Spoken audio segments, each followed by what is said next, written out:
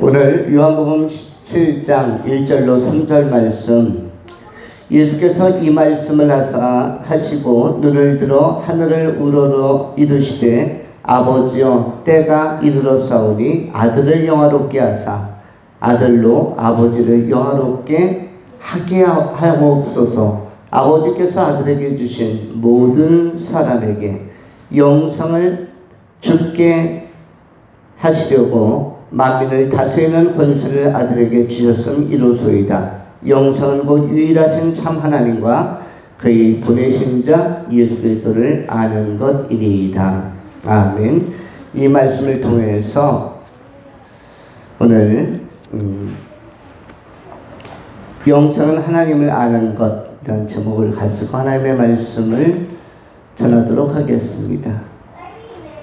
세 가지로 본문을 나누어 정돈합니다. 첫 번째, 영화.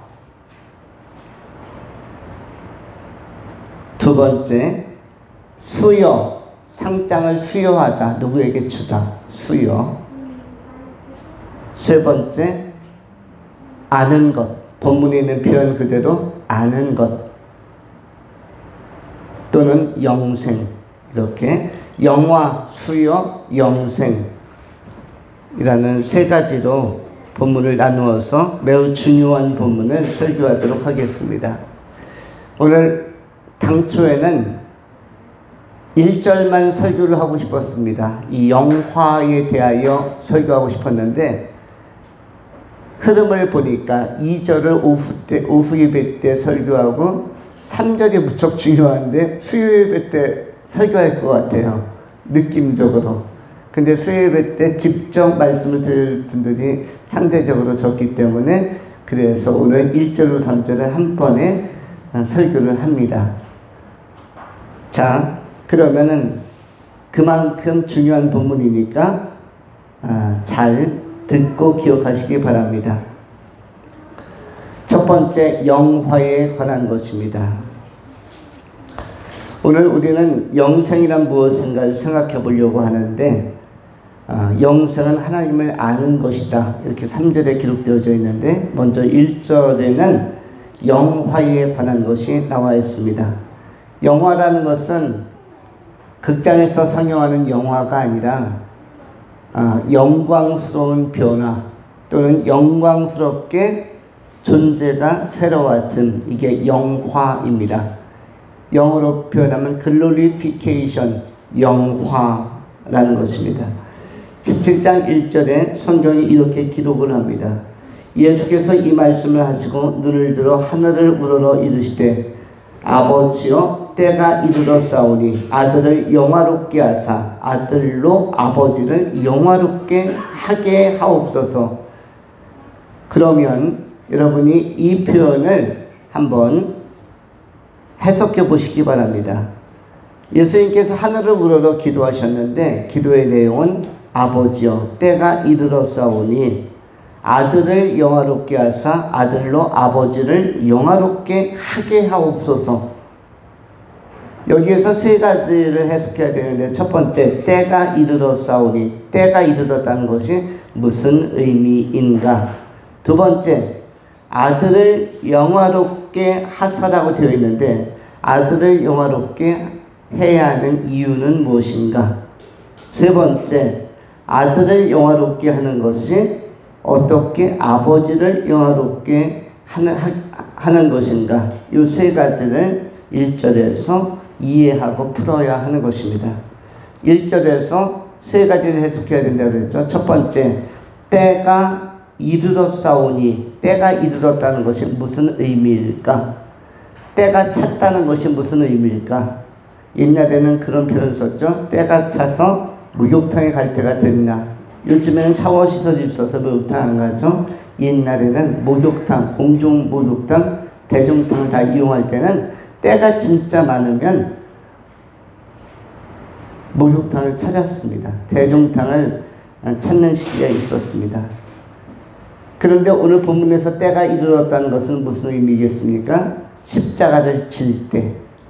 십자가를 질 때라는 것은 무엇이죠? 단순히 고난받을 때라는 것이 아니라 인간이 해결하지 못하는 죄의 문제를 깨끗하게 대신 씻어줄 때, 대신 사해줄 때, 그래서 십자가에 달려서 피를 흘릴 때,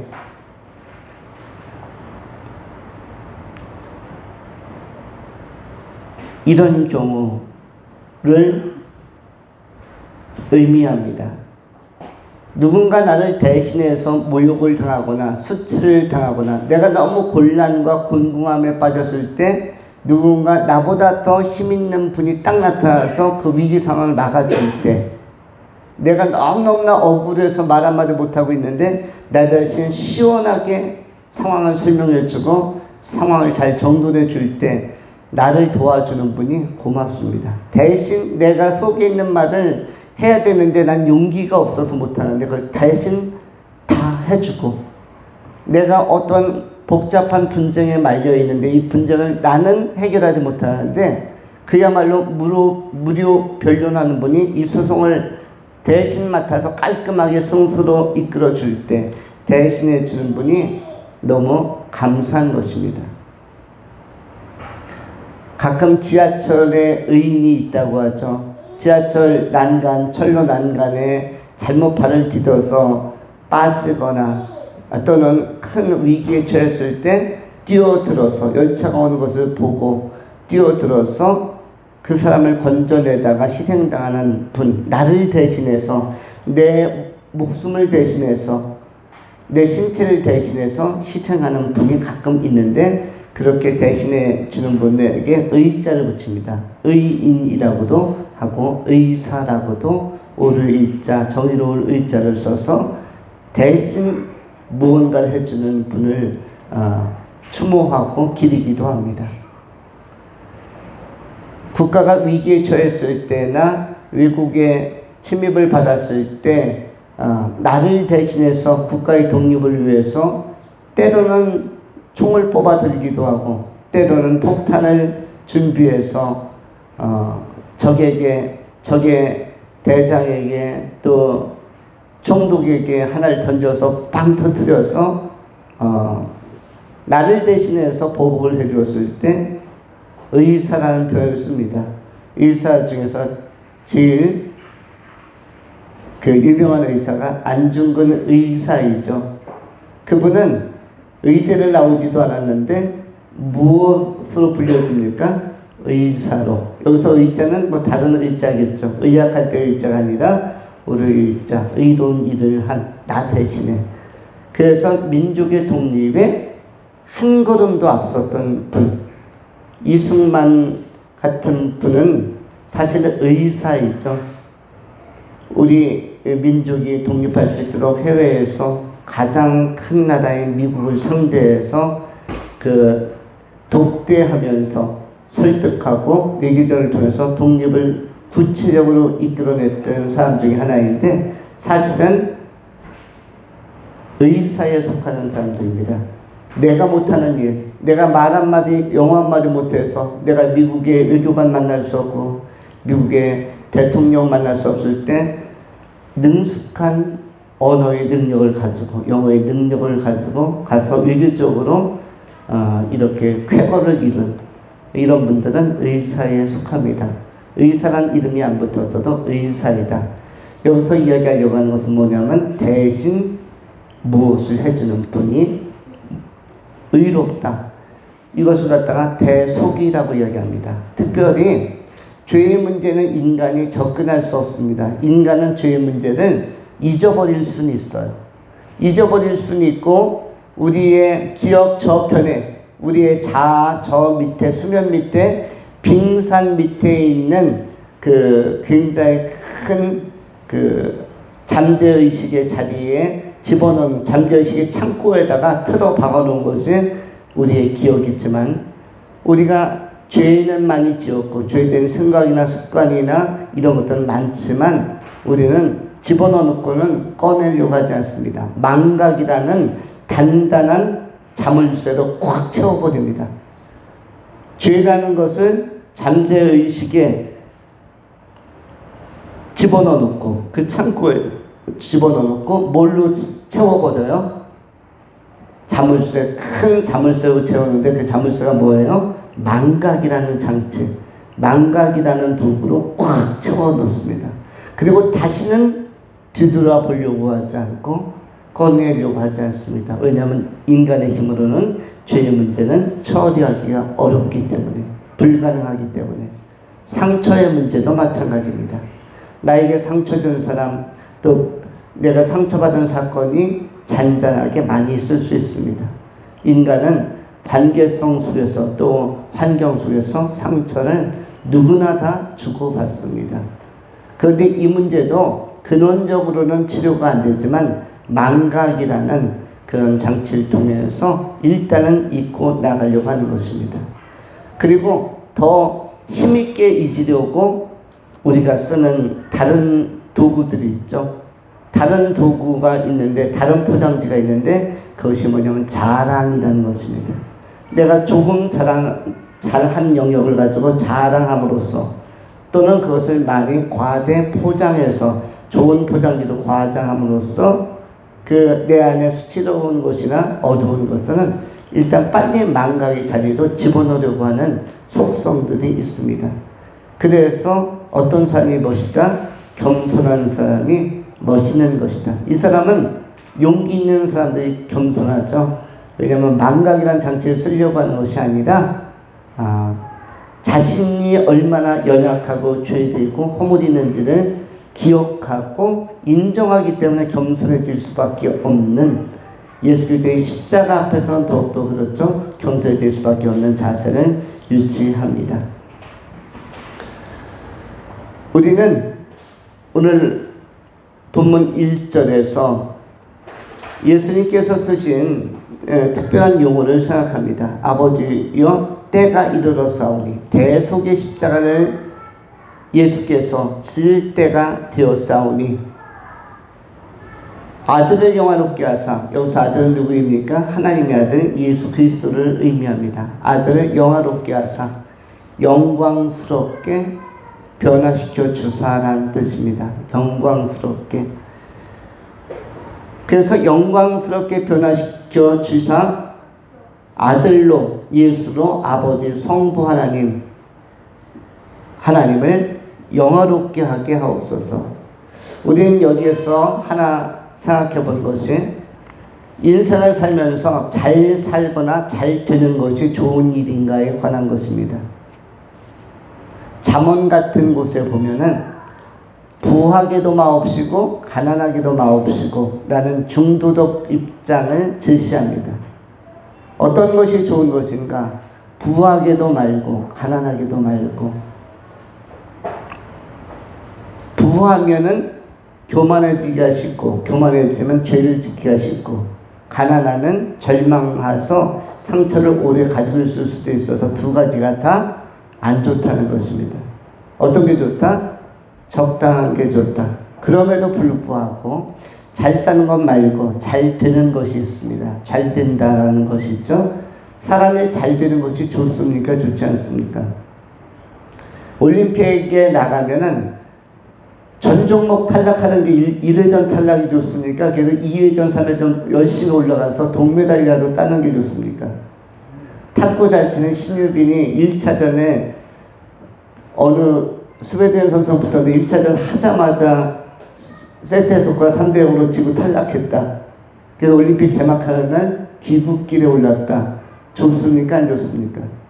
기왕 갔으면 연전연승하면서 3라운드, 4라운드, 4강전 결승까지 올라가서 메달을 따는 게 좋습니다.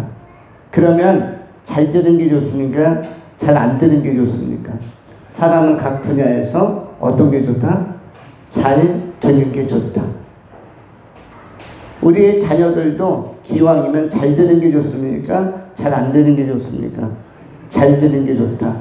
그러면 잘 되는 게 하나님의 뜻인가? 그런데 잘 사는 것은 하나님의 뜻이라고 되어 있지 않지만 잘 되는 것은 하나님의 뜻이라고 기록되어져 있는 것입니다. 잘 사는 것은 은사에 따라서 살게 되는 것입니다. 잘 살려면 버는 능력도 있어야 되지만 관리하는 능력이 있어야 되고 거기에 대한 관심이 많아야 됩니다. 재물과 재정에 대한 관심이 많아야 건강한 설계가 가능하고 건전한 설계를 바탕으로 관리할 수 있고 또는 재투자할 수가 있고 이렇게 해서 은사가 있어야 잘 사는 것입니다. 그런데 잘 사는 것과 달리 잘 살거나 잘 안 사는 것은 은사이기 때문에 우리에게 주어진 대로 살면 되는 것입니다. 주어진 대로 검소하게 청빈하게 선한 청지기로 살면은 매우 멋진 것입니다. 이것은 중요한 것이 아닌데 잘 되는 것은 뭐뭐하다? 중요하다. 각 분야에서 잘 되어야 합니다. 영혼도 잘 되어야 합니다. 영혼이 잘된 같이 내가 범사에 잘 되고 강건하기는 내가 구하노라. 영혼도 잘 되어야 하는데 이 세상의 일들도 어떻게 하는 게 좋습니까? 잘 되는 게 좋습니다. 사업도 잘 되는 게 좋고 인간관계도 잘 되는 게 좋고 그리고 내가 계획한 것이 잘 될 때 아주 짜릿한 성취감과 쾌감, 보람을 느낄 수가 있습니다. 자녀 교육도 내가 기대한 것처럼 잘 되었을 때 자녀가 준수하게 자라갔을 때 또 이 잘 성장할 때 보람이 있는 것입니다. 거기에 효성까지 갖추고 있다면은 참으로 보람이 있는 것이죠. 잘 되는 것은 중요하다. 그런데 왜 그러냐면 오늘 본문에서 예수님께서 아버지 하나님께 나를 때가 찼으니 잘 되게 해 주십시오라고 지금 기도하고 있기 때문입니다. 17장 1절에 어떻게 표현되어 있습니까? 때가 이르렀사오니 아들을 영화롭게 하사, 영광스럽게 하사. 이 말은 쉽게 표현하면 뭐죠? 잘 되게 하사. 때가 찼으므로, 때가 되었으므로, in his time. 하나님의 시간, 하나님의 카이로스가 도래하였으므로 이제 영화롭게 하사라는 건 뭐죠? 예수님을 잘 되게 하사. 잘 되기에는 뭐죠? 하나님이 계획한 목적에 부합하게 하사. 달리 표현하면 인간의 죄를 위하여 십자가를 지게 하사라는 뜻입니다. 그것을 피하게 하사가 아니라 십자가를 당당하게 짊어지게 하사. 거기에서 보배피 흘리게 하사.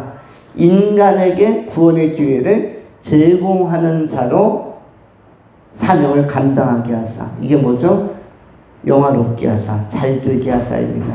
그 다음에 잘 되게 하사, 그 다음에 뭐라고 나옵니까? 아버지로 잘된 아들로 인하여 그 목적을 성취한 아들로 인하여 아버지를 하나님을 영화롭게 하게 하옵소서. 목적을 성취하고 도달했기 때문에 도달된 그 목적을 이룬 이 결과물로 하나님께 영광을 올려드리게 하라라는 것이 바로 예수님의 기도의 내용입니다. 그러면 우리가 적용할 때 우리가 예수 믿고 우리가 천국에 가는 백성이 되어진 것은 바로 17장 1절에 기도가 이루어졌기 때문에 기도의 산물로 우리가 천국에 가는 사람이 되는 것입니다. 예수님께서 십자가에 달리시고 보배뼈 흘리신 것은 참으로 잘된 일이고 그것은 영화로운 일이고 또 하나님을 영화롭게 영광스럽게 한 일입니다. 이 영광스러운 이 잘된 일, 헬라어로는 영화라는 단어는 독사조라고 합니다. 독사조. 우리가 그 야생에 사는 독사가 있죠. 그리고 거기다 조를 붙이면 독사조. 이것이 뭐냐면 영화입니다. 영광스러운 존재로 준비되고 변화되고 독사조. 멋있는 말입니다. 우리도 예수 그리스도 안에서 영화를 꿈꾸는 사람들입니다. 지금은 우리의 수준이 높지 않지만 그러나 천국에 갈 때쯤이면 우리가 변화되고 하나님의 말씀을 잘 깨닫고 진리 안에 자유하여서 영광스러운 모습으로 저 천국에 들어가게 될 것입니다.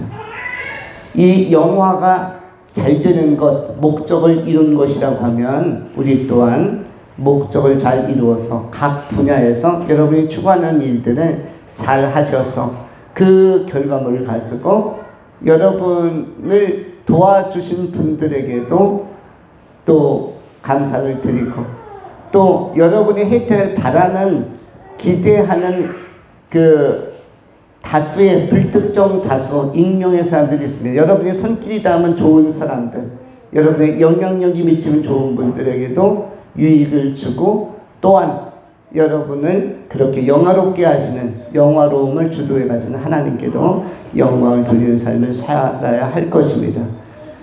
예수님께서 하나님께 영광을 돌린 것처럼 우리 또한 하나님의 사랑을 받아서 영화로운 존재로 예수 안에서 준비되어서 여러분이 하나님의 목적에 부합하는 존재로서의 삶을 살아가심으로 많은 사람에게 유익을 나타내고, 많은 사람을 그리스도 예수께 돌아올 수 있는 기회와 디딤돌의 역할을 감당하고, 많은 것들을 통해서 여러분이 하나님 앞에 영광 돌리는 삶을 인생의 마지막 날까지 감당하실 수 있기를 축원합니다. 두 번째로 수요에 관한 것입니다. 오늘 본문 말씀 요한복음 17장 2절 말씀은 다음과 같습니다. 아버지께서 아들에게 주신 모든 사람에게 영생을 주게 하시려고 만민을 다스리는 권세를 아들에게 주셨음 이로소이다. 2절 말씀에서 눈에 띄는 단어는 무엇입니까?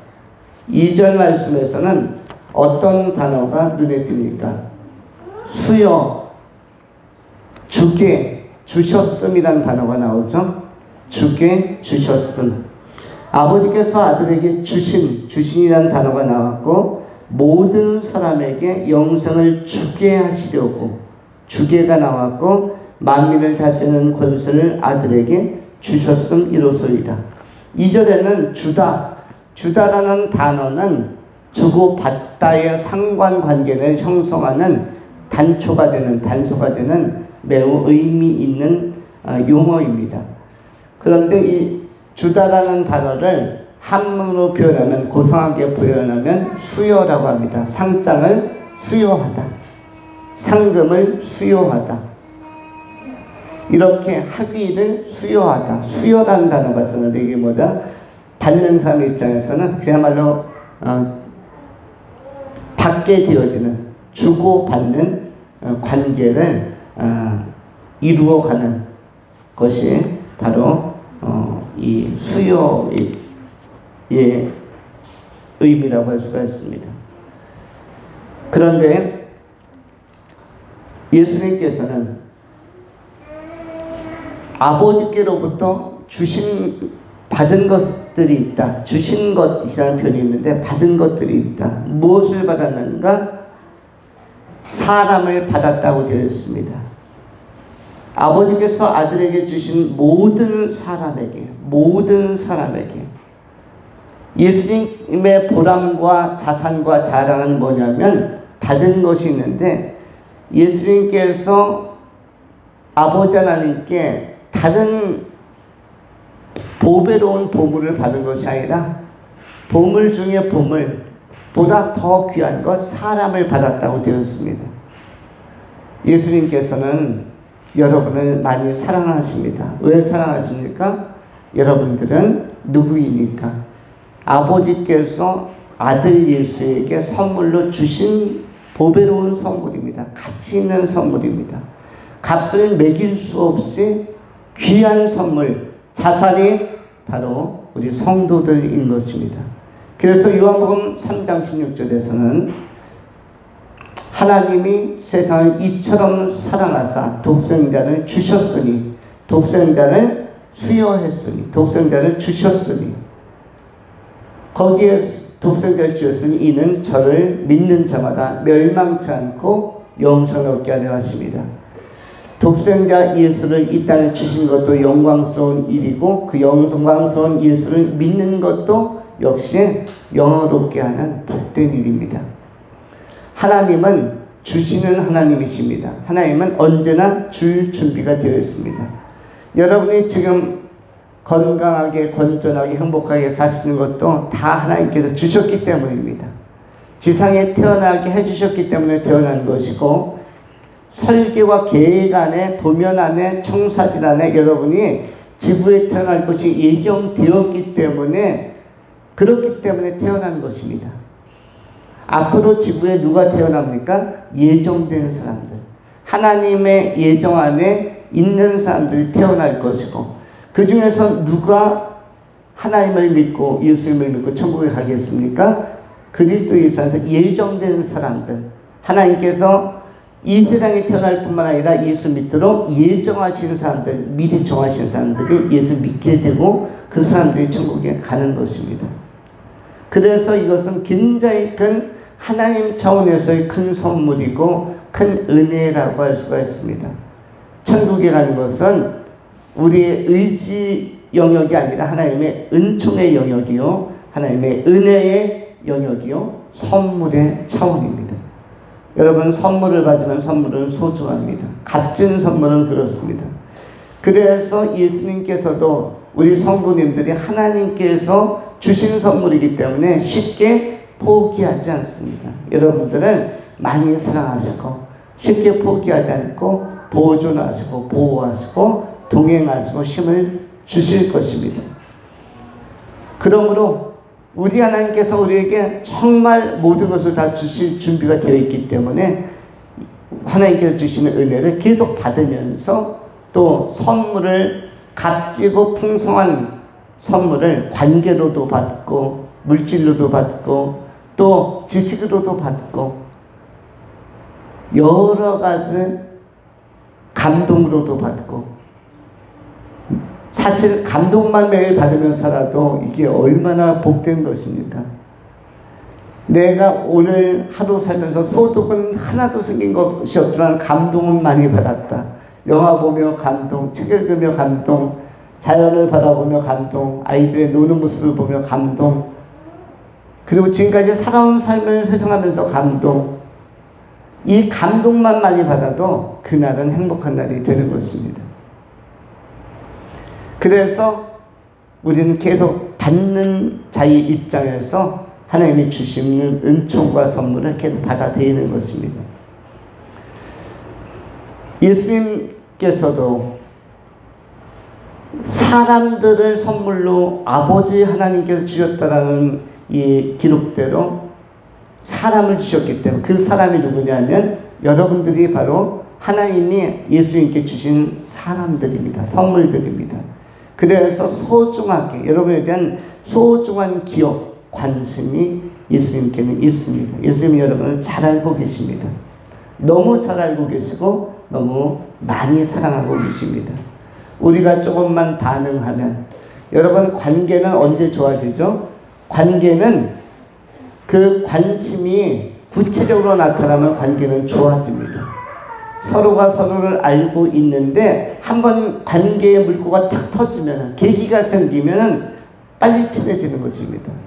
사실 안 친한 사람은 어떤 거냐면 계기가 아직 주어지지 않은 것이에요. 관심은 있는데 계기가 주어지지 않으면 아직 안 친한 것이고, 관심이 있었는데 계기가 주어지면 많이 친해지는 것입니다. 청춘 남녀들이 썸 탄다라는 표현을 씁니다. 여러분, 썸이라는 것 대충은 아시겠죠? 썸, 관심은 있는데, 이게 썸이죠. 관심은 있는데 계기가 주어지면 뭘로 가는 거죠?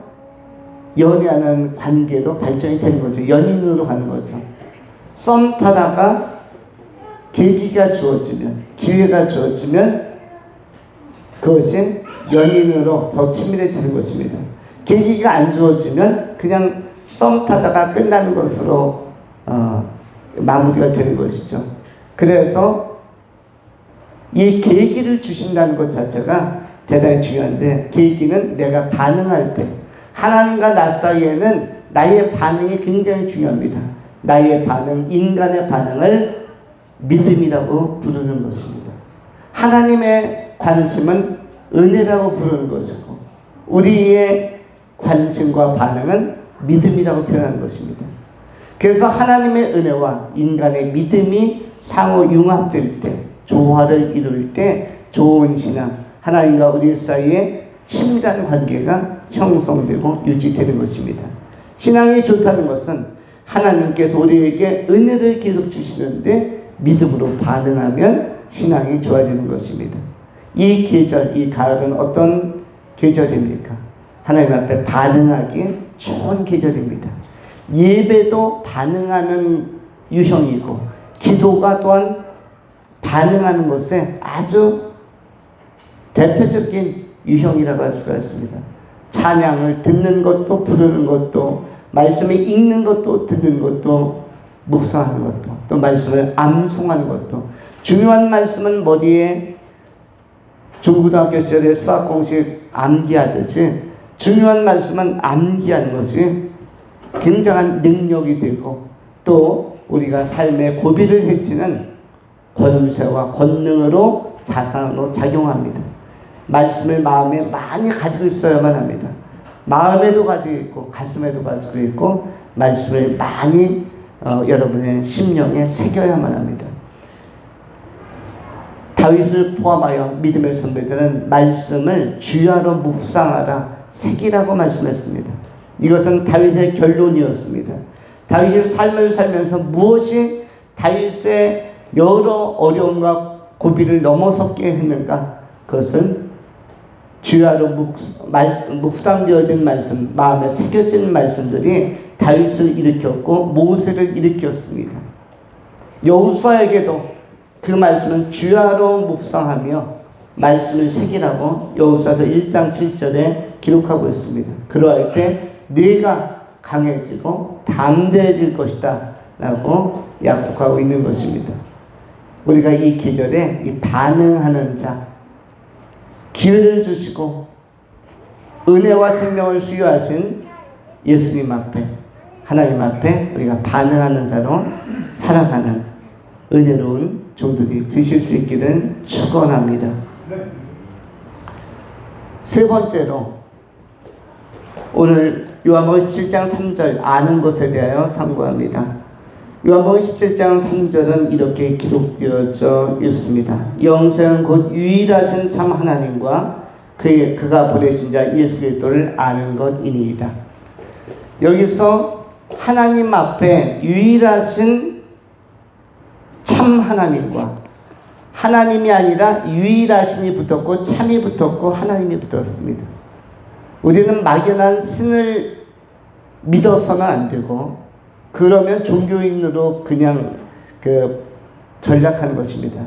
그냥 하나님이 아니라 유일하신 참 하나님, 유일하신은 뭐냐면 노모스라고 하는데 다른 신은 없다입니다. 노모스, 유일한, 헬라어로 노모스, 유일한, 유일무이한 하나님은 성경에 기록되어진 우리 하나님만이 유일하신 실제 하나님이시며 동시에 어떤 하나님이다?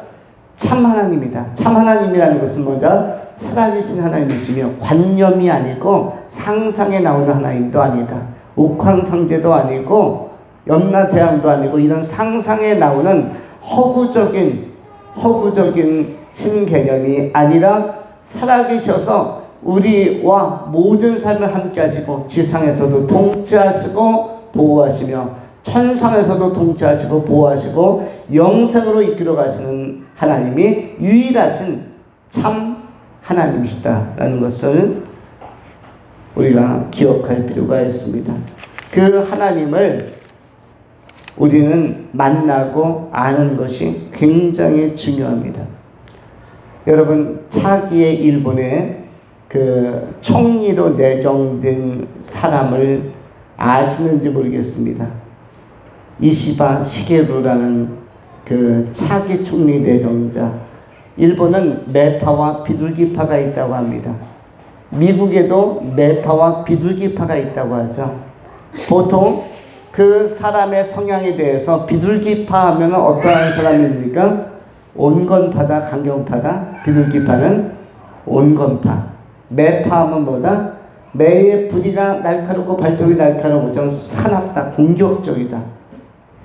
그런데 이시바시게로는 어떤 사람이냐면 비둘기파라고 합니다.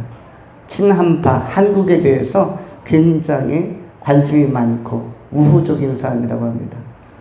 그럼 이전에는 누구였죠? 아베라는 분이 오랫동안 했었죠. 그리고 기시다라는 사람도 했었습니다. 근데 이시바 시게루에 관한 것이 문화일보에 기사로 떴습니다. 문화일보에 기사로 떴는데 어떤 내용의 기사로 떴습니까? 일본은 예수님을 믿고 교회에 나가는 사람이 0.04%라고 합니다. 국민의 0.04%. 국민의 4%도 아니고 1%도 아니고 0.5%도 아니고 0.01%도 아니고 몇 프로? 0.04%. 그러면은 진짜 1000명, 10,000명에 한 명이 교회에 나가는 사람이라는 것이에요. 1억이 넘는 일본. 수많은 사람 가운데 교회 나가는 사람이 거의 없다는 뜻이에요. 근데 이시바 시게루의 경우는 4대째 아주 독실한 크리스찬이라고 합니다. 4대째면은 100년이 넘은 4대 선조서부터 예수를 믿기 시작해서 그 할아버지도 예수를 잘 믿었고, 그리고 아버지도 잘 믿었고, 이분도 잘 믿고, 자녀도 잘 믿고, 5대, 6대까지 지금 일본이라는 희귀한 땅, 우상이 가득하고 잡신들이 많은 이러한 지역에서 예수 믿는 신앙을 일관되게 지켜가고 있는, 천국가만 만날 수 있는 독특한 사람인 것을 우리가 잠시 기억할 필요가 있습니다. 만일 이 총리가 우리와 천국에서 만난다면 이분에게는 어떤 특징이 있겠습니까? 이분 또한 영생이 참 하나님과, 유일하신 참 하나님과 그의 보내신 자 예수 그리스도를 아는 것이라 했는데, 예수 그리스도를 제대로 알았고 참 하나님을 제대로 아는 사람이라고 할 수가 있습니다. 이것은 나라를 떠나서, 그리고 역사를 떠나서 모든 인간에게 참으로 중요한 것입니다. 유일하신 참 하나님을 어떻게 인격적으로 만나는가가 중요한데, 우리가 마지막으로 하나 집중할 단어가 아는 것이라는 단어입니다.